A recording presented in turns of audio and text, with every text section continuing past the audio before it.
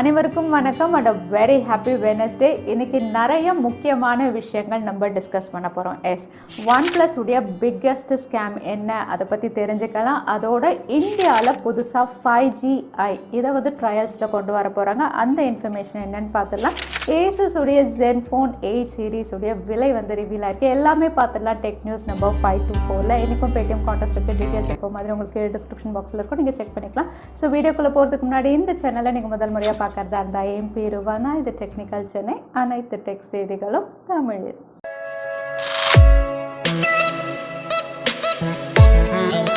இன்றைக்கி முதல் அப்டேட், யூஎஸில் இருக்கக்கூடிய கூகுள் பே ஆப்பில் வந்து கிராஸ் பார்டர் பேமெண்ட் ஃபீச்சர் வந்து எனேபிள் பண்ண போகிறதா தெரியுது. இதுக்கு வந்து கூகுள் பே கொலாப் பண்ணியிருக்குது அப்படின்னு பார்த்தீங்கன்னா வெஸ்டர்ன் யூனியனோட.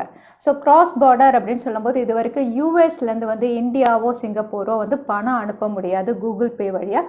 ஆனால் இனிமேல் வந்து இந்த ஃபீச்சர் மூலயமா வந்து யூஎஸில் இருக்கிறவங்க வந்து இந்தியா அண்ட் சிங்கப்பூருக்கு வந்து பணம் அனுப்ப முடியும். இதுக்கு மீடியேட்டராக ஒர்க் பண்ண போகிறது அப்படின்னு பார்த்தீங்கன்னா வெஸ்டர்ன் யூனியன். இவங்க ஆல்ரெடி மணி ட்ரான்ஸ்ஃபரில் ரொம்பவே பாப்புலரான கம்பெனி, இவங்களோட தான் கொலாப் பண்ணியிருக்காங்க. ஸோ இனிமேல் யூஎஸ்லேருந்து இந்தியாவுக்கு யார் வேணாலும் கூகுள் பே வழியாக பணம் அனுப்பலாம். பட் இது வைஸ் வர்ஸா, அதாவது இந்தியாவிலேருந்து யூஎஸ்க்கு அனுப்ப முடியுமா அப்படின்னா அது பண்ண முடியாது. US to India and Singapore வந்து தற்சமயம் எனேபிள் ஆயிருக்கு. ஜியோ மீட்டில் வந்து புது ஃபீச்சர்ஸ் கொண்டு வந்திருக்காங்க. ஸோ இந்த ஃபீச்சர்ஸ் அப்படின்னு பார்த்தீங்கன்னா பிஸ்னஸ் அண்ட் என்டர்பிரைஸை வந்து என்கரேஜ் பண்ணுற வகையில் வந்து மைக்ரோசாஃப்டுடைய டீம், அதுக்கப்புறம் மைக்ரோசாஃப்டுடைய அவுட்லுக் இதோட ஆட்ஆன்ஸை வந்து இதில் இன்கார்பரேட் பண்ணியிருக்காங்க. ஸோ இதை வச்சு வந்து நீங்கள் மீட்டிங்ஸ் வந்து ஈஸியாக ஸ்கெடியூல் பண்ண முடியும்.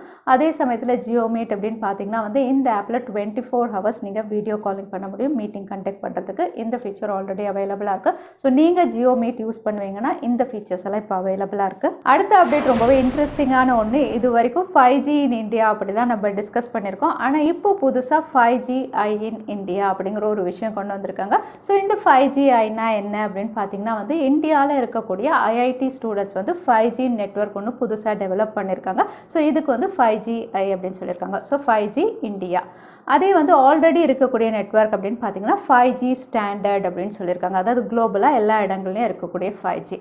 ஸோ டாட் என்ன பண்ணியிருக்காங்க அப்படின்னு பார்த்தீங்கன்னா டிபார்ட்மெண்ட் ஆஃப் டெலிகம்யூனிகேஷன் இந்தியாவில் 5G ட்ரையல்ஸ் பண்ணக்கூடிய எல்லா டெலிகாம் ஆப்ரேட்டர்ஸையும் கூப்பிட்டு, especially Airtel and Jio, Vodafone எல்லாரையும் கூப்பிட்டு வந்து இந்த 5G மெத்தட் மூலயமா இந்தியாவில் நீங்கள் 5G கொண்டு வாங்க அப்படிங்கிற மாதிரி டிஸ்கஷன் பண்ணியிருக்காங்க. இதுக்கு வந்து ஏர்டெல் அப்படின்னு பார்த்தீங்கன்னா இமீடியட்டாக நோ சொல்லியிருக்காங்க. ஏன்னா இவங்க டெவலப் பண்ணியிருக்கா, அதாவது ஐஐடி ஸ்டூடெண்ட்ஸ் டெவலப் பண்ணியிருக்க 5G நெட்வொர்க் அப்படின்னு பார்த்தீங்கன்னா வந்து இந்தியாவில் ரொம்பவே காஸ்ட்லியாக இருக்கும். அதை வந்து நம்ம இம்ப்ளிமெண்ட் பண்ண முடியாது, அதனால் நாங்கள் அதை ட்ரையல் எடுக்க முடியாது அப்படிங்கிற மாதிரி ஏர்டெல் சொல்லியிருக்காங்க.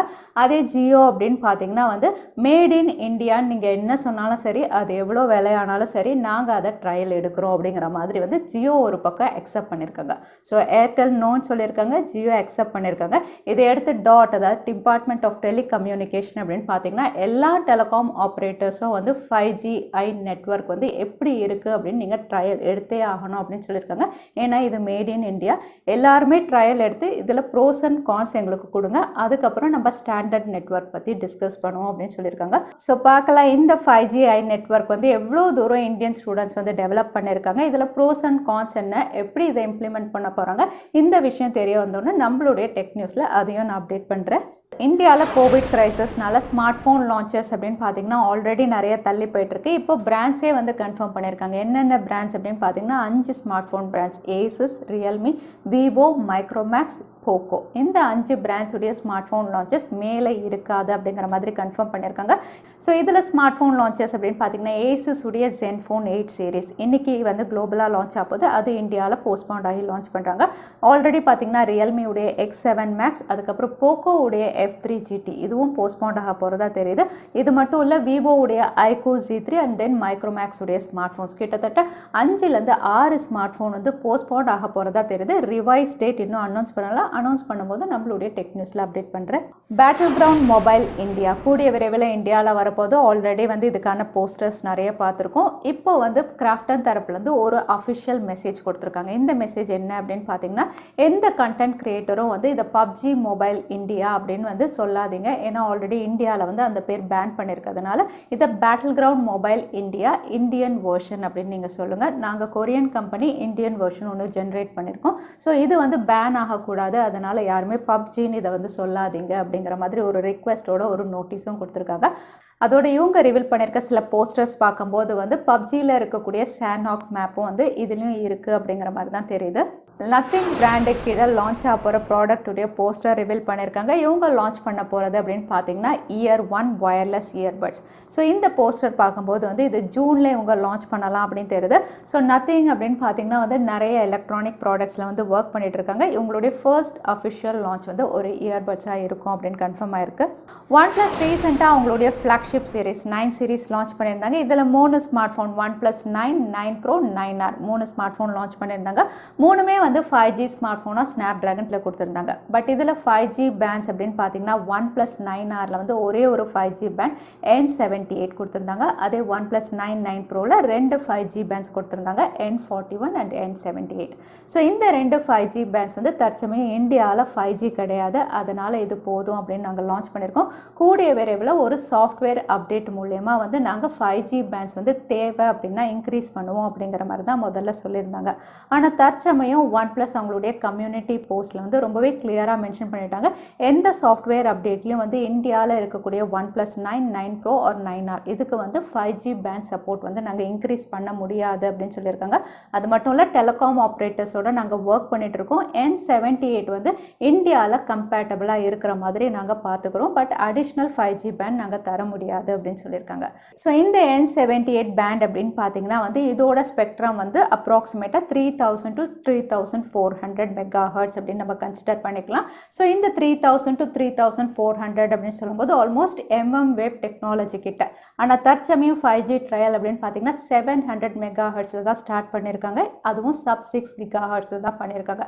ஸோ இதுவே வந்து 1 வருஷம் 1.5 வருஷம் ஆகும் அப்படின்னு சொல்கிறாங்க. அதுக்கப்புறம் தான் அடிஷ்னல் ஸ்பெக்ட்ரம்ஸ் எல்லாம் இவங்க இன்க்ளூட் பண்ணும்போது ஆல்மோஸ்ட் வந்து 2 to 3 இயர்ஸ் ஆகிடும். அதுக்குள்ளே இந்த ஸ்மார்ட் ஃபோன் எல்லாம் அவுடேட்டடாகவே ஆகிடும். ஸோ இப்படி இருக்கும்போது வந்து இந்தியாவில் எப்படி இது கம்பேட்டபிளாக இருக்கும் அப்படின்னு அவங்க சொல்கிறாங்கன்னு தெரியல.